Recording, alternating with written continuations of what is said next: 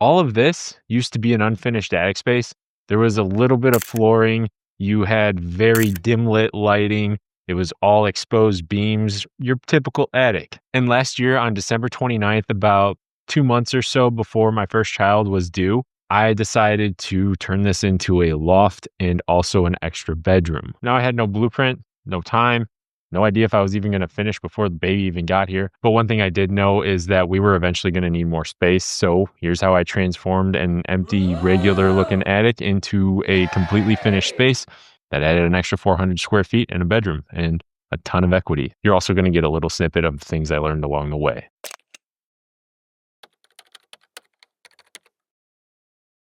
We didn't really need more space immediately upon having our kid, but I knew that if we were going to live in this house longer term, have multiple kids, there was no chance that we were going to be able to make it work without moving. And I've done enough projects in my time of doing construction to know that I do not want to do a big project on my personal house that I'm living in with a small child because it's a dusty mess.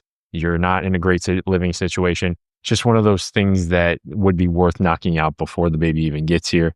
That way we can at least have that time to truly relax. So adding that square footage right now is exactly what we chose to do. Now, the biggest issue that we had was, where do we add the square footage? We could do an addition on the house, but it was the middle of winter. It was 20 degrees outside. There's no chance I'm cutting a hole in the side of the wall and opening this whole space up and just making it a miserable wreck to live in for 2 months. The attic ended up being the obvious answer. Plus, I like doing projects and I'm cheap. So I knew I could accomplish it for a pretty reasonable price. And the nice part about it was I didn't have to go outside at all. Originally, there was no staircase in this house.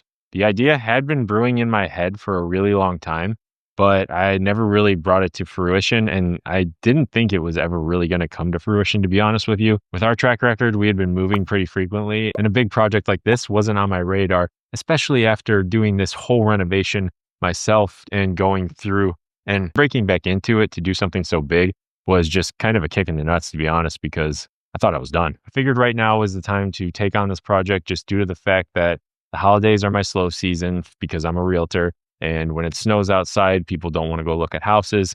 And it's just a pretty common occurrence here. Plan for it every year.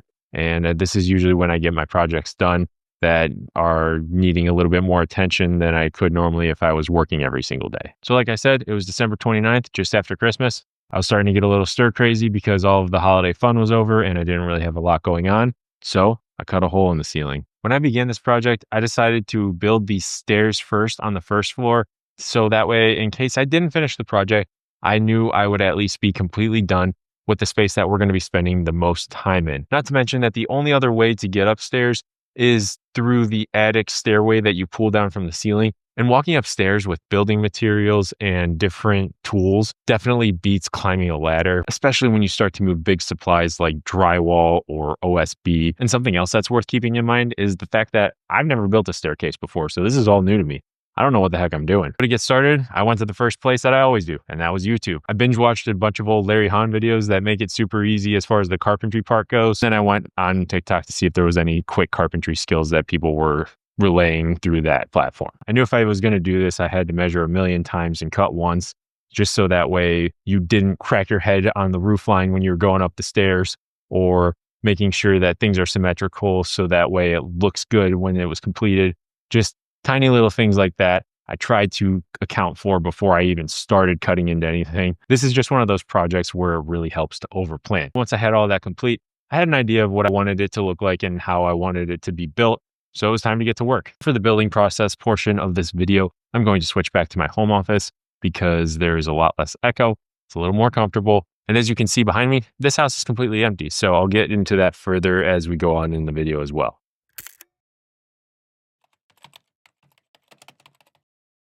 After that big hole was cut, there really was no turning back, as I was working on reframing the ceiling so that we could accommodate the hole for the stairs. When I slammed that joist up against the chimney, I noticed that it was going to be extremely hard to get the drywall to line up flat with the existing plaster. Luckily, I was able to get everything set in a way that there was a minimal difference between the old plaster and the new drywall, so there wasn't going to be a whole lot of floating that I had to do. Once the hole was completely framed, that's when I went ahead and put all of my calculations to use Now, something I didn't mention earlier is the fact that I spent a significant amount more time on the stairs calculator app than I would like to admit. But that's just something that you need to do when you're going through a process like this, especially if you've never done it before. You want to make sure all of your measurements are correct. And another step that you could take is even drawing the plans on the wall so you can see exactly how it's going to look. And that's actually something that I did. I measured everything out just so that I knew exactly where the stairs were going to start and where the stairs were going to end. And that actually gave me the confidence that I needed to actually start cutting the stringers. I swear I've used more geometry in this project than I have in the 10 years combined since I graduated high school and actually took a geometry class. And honestly, I had a lot of fun with it. It kept things fresh. It was a new challenge for myself to improve my skills. And overall, it just worked out perfectly. The stairs landed exactly where I was expecting, even in the initial stages when I hadn't cut the hole in the ceiling. At the end of the first day, I had all of the stringers set, and I ran into my second problem, which was actually the fact that the cold air in the attic was rushing down into the living room, and all the heat from the living room was escaping into the attic. I actually had some old insulation board that's roughly a 1/4 inch, and I ended up cutting it to the size of the hole for the stairs. So that way I could just wedge it in between the drywall and prevent any of the heat from escaping on the first floor. From that point, I was really able to start getting a picture of what the staircase was going to look like. With the stringers in there, that was the bulk of the hard work done. All I had to do was frame around it to get it actually complete. Honestly, I was feeling pretty accomplished after this first day. So I was excited to keep moving forward with the project. One thing that I noticed while I was looking at the stringers is that I had a lot more space than I anticipated underneath them. So I was able to get a extra closet that we used for all of our kitchen appliances in there, along with a nook in the middle that landed right at the very top of the staircase. And then there was also another triangle section that I framed out down low. I had original plans to do like a hidden bookshelf, so that way there was some useful storage in the living room for more long-term stuff that I could cover up with maybe a couch or something along the lines of that. And then in the little triangle at the very bottom of the stairs, I was planning on making it a fixed bookshelf, so we could put the kids' toys or more books. Since I was really trying to finish this quickly, all it got was drywall, and then I could revisit those ideas in the future. Now, framing this whole section out was not extremely hard by any means. All of the walls were mostly built on the floor and then lifted up. There were a couple that were built in place, but it wasn't too big of a headache. The main thing that I was looking for when I was framing these sections was that everything was square. I did need to slightly modify the HVAC that was in the living room so that there was a vent again in the living room. And then I needed to put a separate vent up from the basement into the attic area so that there was a vent upstairs, because we needed to condition that area. And that's something that I'm not going to dive super deep into. Same with all of the electrical that I had to change up. I did put a light in all of the closets, but that's all basic electricity. If you want to learn how to do that kind of stuff, there's better people that can explain it than me. In reality, the hardest part of all of the framing was building the front-facing angled piece that was going down the stairs, because there were a lot of angles in it. So you had to put a little bit more thought into it before you started cutting the boards. It wasn't just as simple as cutting and building a box. You needed everything to match the pitch of the stairs, so that way all the boards were hanging straight when you went to go hang your drywall. All of that framing and the electrical modifications and the HVAC modifications really just took another couple days. It wasn't too bad. Once all that was done, it was time to hang drywall. Hanging the drywall is extremely exciting because as you are looking through the tunnel of drywall dust, there is a little bit of a glimmer of a light at the end of it. And I had a really good feeling about this because I knew I was going to complete the first floor on time. I ended up going upstairs, building the knee wall, and then I was able to finish framing in on the back wall. The reason I worked a little bit on the second floor at this point was so that when you were looking up into the attic, even if it was closed off, you would still be able to see a fully painted wall. So it looked almost finished when you were sitting in the living room. And that was a big key in this, is that I wanted it to feel like we were already living in the space. I didn't really want it to be lingering in the background and constantly nagging at me when the baby was around, feeling like I had to go work on it. Now, I'm not the greatest drywall finisher in the world, but I do know enough to be dangerous and make a wall look reasonable at a standing distance. If you look up close at it, it's not perfect, but it's going to be way better than the average person doing a DIY. And this process really took the longest because on the first coat, when you're filling in gaps and trying to float things to be on the same level, you're really at a point where you're waiting, I would say 12 to 24 hours for the first coat to dry. Then maybe you drop to 6 to 12 hours for the second. And it's just a tedious process. So you're talking days at that point.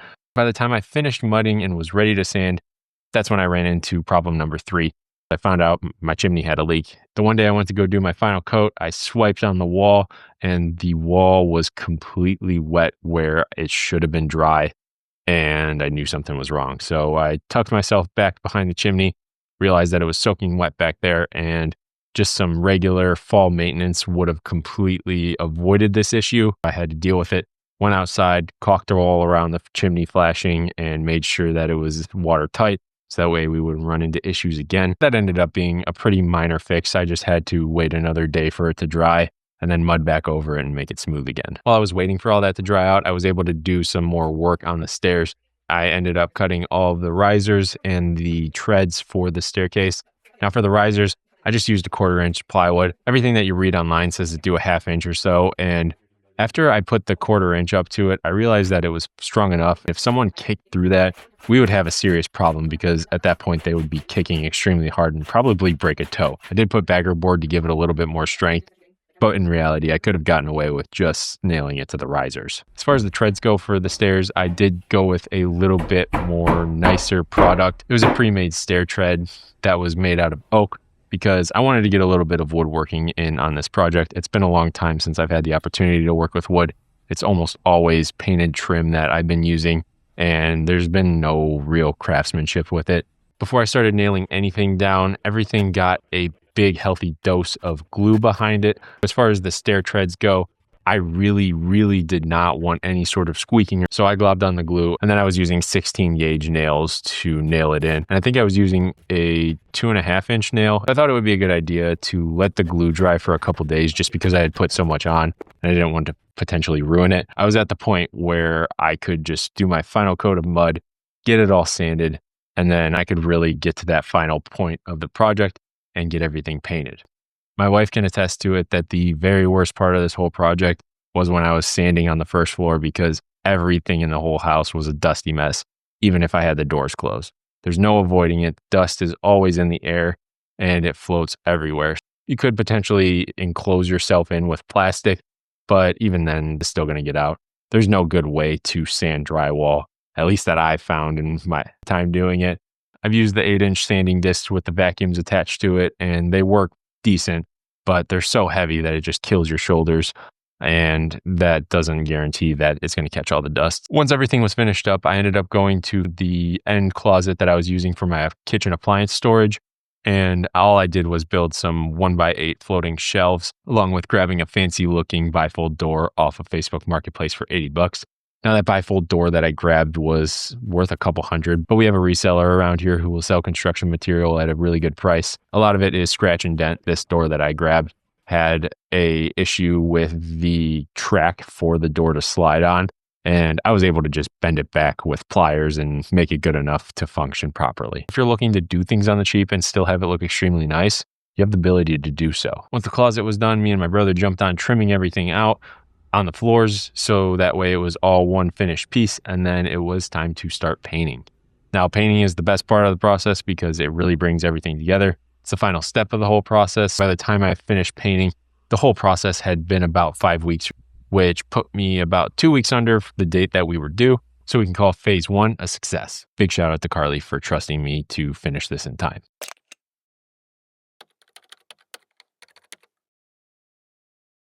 The attic itself was this typical old, cold, dingy attic that was unfinished with wood everywhere, ceiling joists that are exposed. There were a few floorboards that you could walk. It really was not usable and it was never intended to be usable. But one thing to note with it was the fact that there was plenty of height to stand up in, and that was all I needed in order to make this a reality. The attic area isn't the tallest in the world. However, I'm 6'2" and I can stand up there just fine. Jumping into the second phase of this whole project, I noticed that I was going to run into a few more issues on the second floor. The first one was going to be the fact that the attic was framed with 2x6s and half of the attic was framed with 2x8s. Now, I don't know why they did this. There must have been different load calculations and a good savings between the two different sizes of boards, but that did not make things easy on me. I needed to add subfloor to this and nothing was the same level. So I grabbed 2x4s and I ran them perpendicularly to the 2x6s and screwed them in. Realistically, I probably could have glued them, but I didn't. This house is old. It's going to have some creaks. And I used a ton of screws. So realistically, they should never back out or be moving enough to cause creaks. The other issue I ran into was the fact that I installed 14-inch LVL originally when I did the renovation for the home before we moved in, and all of the LVL was even on the bottom. However, up top, they all had slightly different heights and they were not even. So that was another area where the subfloor could potentially make creaking. As I was laying the subfloor down, all I did was take some spray foam and spray it before I laid the subfloor on top of the LVL. That way, if for whatever reason it was going to creak, it at least has a buffer in between it that would not allow it. Once I got all of the joists on the same level with the 2x4s on top of the 2x6s to match up with the 2x8s, it was time to lug all of the OSB up from the downstairs to the attic, which was an absolute nightmare. I tried doing this alone. Not a smart choice. The 5/8 OSB is extremely heavy, not to mention that I had to go up at a really weird angle, but I'm an impatient person and I found a way to do it. Once all of the OSB was on the second floor and slightly spread out, I was able to start building all of the knee walls that were going to provide the extra storage behind them for the second floor. So that way I still had somewhat of an attic space. And for the knee wall, all I did was build a 4-foot wall, lift it up, and then screw it to the roof joist and also to the floor. And then once all the walls were built, I was able to move on to actually measuring and cutting and screwing in the subfloor to the floor itself, making it a safe place to walk. Something to note before I started installing the subfloor is the fact that I ended up making 2 really big mistakes. On the very last wall that I was setting, as I was screwing it in, I tripped. I was balancing on 2 floor joists and ended up putting my foot through the kitchen ceiling, which was a big pain in the butt because I had company coming over in the next few days. We had already finished all of the sanding and painting on the second floor and all of the mess was done. And here I am having to do an 18 by 20 patch on the ceiling. So needless to say, there were some colorful words going through my head, but that's just one of the joys of doing construction and making mistakes as you go. Now, at that point, I really should have known to be more careful while standing on these joists, but I ended up putting my foot through a different part of the ceiling a second time. That was on the day that I was patching where the old attic stairs were. I was dragging one of the pieces of OSB. I tripped on the joist behind me. I thought I had my footing, but I didn't. I slipped and I put my whole leg through a freshly drywalled section with wet mud on it. Now, that one wasn't so bad to patch. Sure, it sucked cutting another piece of drywall and running mud over it again, but it still was a mistake that could have been easily avoidable. Keep in mind, I've been doing construction since I was 16 and I've never fallen through a ceiling before, and here I am doing it twice at my own house. As I was finishing patching all of the ceilings, we were realistically probably 2 weeks or so away from our due date, but I knew I needed to keep chugging forward. Once all the subfloors were installed and completed upstairs, it was really time to do all of the electricals so that way I could have outlets where I needed them and I could have lights as well. That's a pretty easy process if you know how the wires work. I already had an electric whip up there, so I just jumped off of that to get all my power for the second floor. From there, I just pushed some insulation into the walls. All I used was R13 because if you bump up to R15, it's a pretty big bump in price and you really only get about 1% more efficiency with the heat retention. So it's like a 93 versus a 94% retention rate. It didn't make sense to spend that extra money.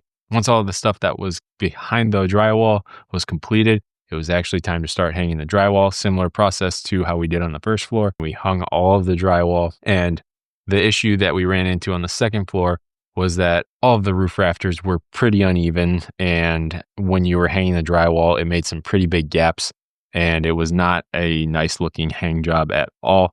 However, that's what the mudding is for. At this point, the drywall project was the last project that I was able to work on for this phase of the build, just due to the fact that it was time to have a baby.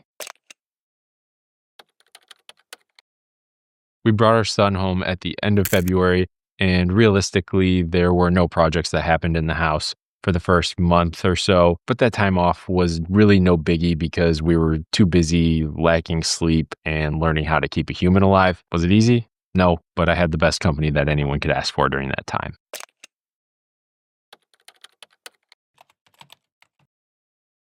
We were in early April and both in agreement that it was time to finish that project. It was time to start mudding. I don't love mudding, but I don't mind it because it's one of those things where you could just kind of turn your brain off, listen to a few podcasts or good albums, and just work without much brain power. Realistically, it's not a lot of strain on your body. Same with painting, and that's the reason I like painting so much, because I could just mellow out and chill. The walls was the perfect job to jump back into.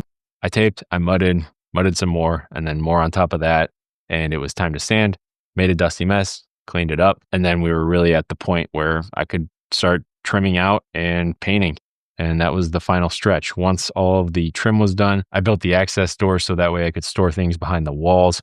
I used a 1/2-inch plywood for the door and magnets on the back of it. If I were to build this again, I probably wouldn't do it that way, just because the magnets weren't super strong, but they were just enough to hold the doors up. I think there's a better solution for it out there somewhere, maybe a French cleat or something like that. That would have been cheap to do without having to buy a bunch of hinges and things like that, because I think I used 7 doors and the hinges were starting to add up if I were to go that route. Plus, they're not super efficient with keeping whatever temperature is behind the doors. So with what I did, it's good enough. Once I had everything pretty much completed, it was time to call the carpet guys. Carpet's one of those things that I just won't touch because 1, I don't like doing it, and 2, someone's going to do it a lot cheaper and faster than I can. I'm pretty sure I paid $1,000 for the second floor to get done, and they were pretty quick. I had my meeting with the carpet guy and he had them in there within the next couple of days. At this point, once the carpet was installed off camera, I finished a few other tasks like building the banister rail at the top. I built the banister rail down low as well, just to make everything come together and match. I also had to hang a cabinet in the back corner of the loft area because there's a vent tube for one of the toilets that runs up through that area, and I didn't want to reroute it into the walls.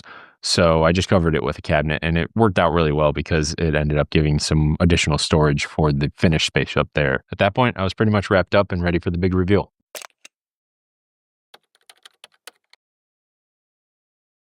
If you haven't noticed, I kind of thrive in chaos. If I don't have a side project going from my main thing, I start to go a little bit crazy. I just like to have my time filled. I don't know why, but that's just what makes me happy. During all this, I actually bought a Rec WRX, which I went over in a separate video and showed you just how my brain works, and I've learned to accept it. For the budget and the bones that I was working with, this whole project turned out way better than I ever could have expected. The loft ended up being the perfect place to take the baby, so that way the first floor was completely quiet if me or my wife needed to get some extra sleep. It also gave us a true spare bedroom if someone needed to spend the night, and we got a ton of storage behind the walls as well. I would say this project was worth it.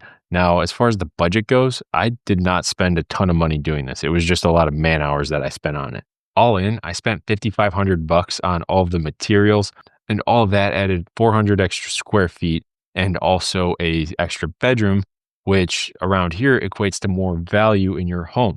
The comparable houses that we're selling that were 4 bedrooms and closer to the 2,000 square foot mark would bump my value almost 40 grand or so. This project ended up really being worth it financially as well. Now, the funny thing is that I didn't mention earlier, but I alluded to it, is the fact that that house is now empty. We don't live there anymore. We ended up doing a new build during this process, so we've moved to a neighboring city and we ended up selling the house. Now, that house was the perfect house for us at the time, and we went into this attic project with all the best intentions, but here we are. So yeah, leaving there, it stung a little bit, and we had so many memories in that house. I asked Carly to marry me in there. We had our party for our elopement right after that, and pretty soon after that, we had Mac. Not to mention all of the family and friend parties that we threw during that time as well, in that 2 years or so that we spent in the home. If you're thinking about taking on a project similar to this one, and you want to knock it out, I would definitely say to not be afraid to do it. However, you do want to make sure that you measure 400 times before you make any cuts or do anything. Also, consult structural engineers or architects where you need to. I did. That's how I knew where to put the LVL and the supporting beams underneath it, because that's something I wasn't qualified to do. So take your time, do your research, make sure you're doing everything right, but don't be afraid to try. Thanks for watching. Now go build something.